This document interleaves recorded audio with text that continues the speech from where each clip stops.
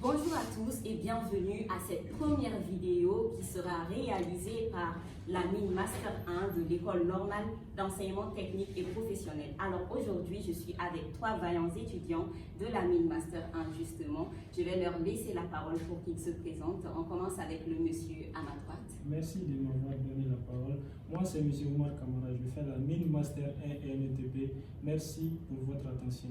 Merci d'être parmi nous. Me concernant, je suis Amonodi Jacob Saï, responsable de la même classe, c'est-à-dire la mine Master 1. Merci. Madame. Bonjour mademoiselle, je me présente Fanta Dao, étudiante en mine Master 1 à l'École normale d'enseignement technique et professionnel. Encore une fois, merci d'être parmi nous. Alors aujourd'hui, nous allons parler de la sécurité dans les mines qui, comme vous pouvez l'imaginer, est un sujet très pertinent et très important. Alors, je vais commencer par une première question qui sera adressée à M. Saï, à ma gauche. C'est ça. Par quoi peut-on définir la sécurité dans la mine? Vraiment, je suis ravi de recevoir votre question. Elle est pertinente. Quand on parle de mine, il y a un point commun parmi toutes les sociétés minières. Ils ont une devise, ils disent quoi? Safety is the first. Ça veut dire quoi? La sécurité est la première option.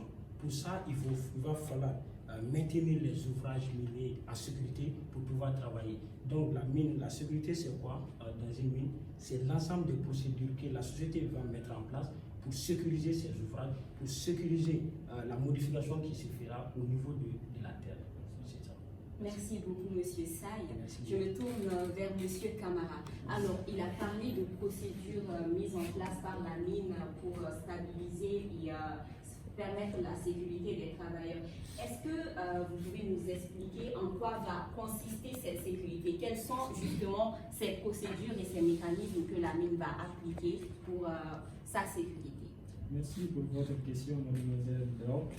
Je suis vraiment content d'être ici et je vais vous éclaircir par rapport aux procédures que les mines ont mises en place pour une bonne sécurité dans nos mines. Vous savez, dans la mine, la sécurité, c'est notre priorité. Sans sécurité, il n'y a pas de mine. Vous le savez, on ne peut pas travailler dans l'insécurité. Vous savez très bien que les mines, ça consiste à excaver des terres. Toute cette excavation constitue qui vont provoquer des faiblesses par rapport aux terres. Et ces faiblesses-là, les mines ont encore mis des systèmes de sécurité qui sont là pour aider les travailleurs dans leur travail. Nous avions mis dans la mine, on a vu que ils ont mis en place des équipements primaires de sécurité qui consistent à avoir des casques, des masques, mais aussi des gants pour la sécurité des personnels. Il y a aussi des alarmes qui sont là pour indiquer s'il y a tel ou tel danger dans certains secteurs de la mine, comme les mines souterraines. Merci pour votre question. Merci beaucoup, M. Kamara. Je vais me tourner à présent vers la vaillante dame qui nous fait honneur de sa présence aujourd'hui, Mademoiselle Dao. Quelle est l'importance de cette sécurité et si on ne la respecte pas, qu'est-ce qui peut en découler? Merci pour la question. Vous savez, la sécurité est un domaine qui relève de la stabilité, que ce soit de façon physique ou mentale. Et de ce fait, une personne ne peut pas travailler dans un endroit où elle ne se sent pas en sécurité en majeure partie.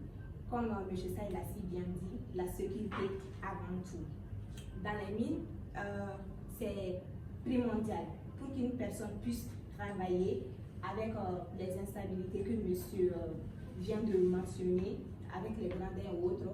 Lorsqu'on se sent en sécurité avec les équipements de protection et aussi la stabilité de la terre, je pense que à travers cela, les personnes peuvent se sentir mieux et puis travailler de la meilleure des manières.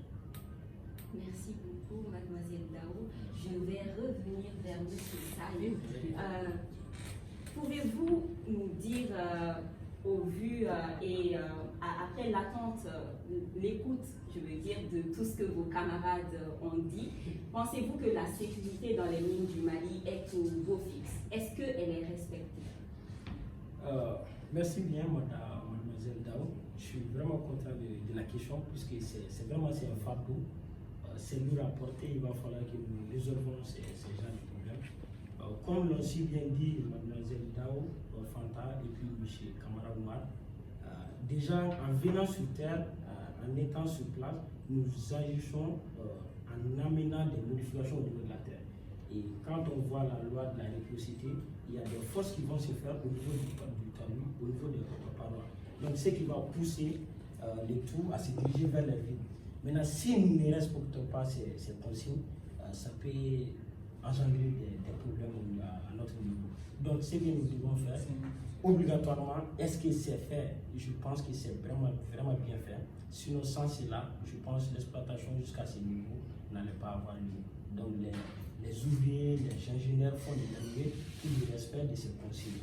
Donc, sur place, dans les mines souterraines ou dans la fosse, au niveau des mines à ciel ouvert, vous allez voir les ingénieurs ou les ouvriers qui portent des casques, comme il a si bien dit, qui portent des gants, qui ont à leur niveau tous les équipements nécessaires pour une bonne sécurité. Et les ingénieurs géotechniciens travaillent jour et nuit pour la stabilité du talus, du mine ou du canal.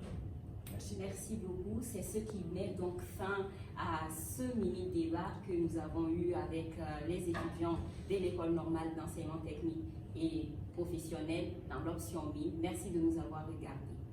Merci.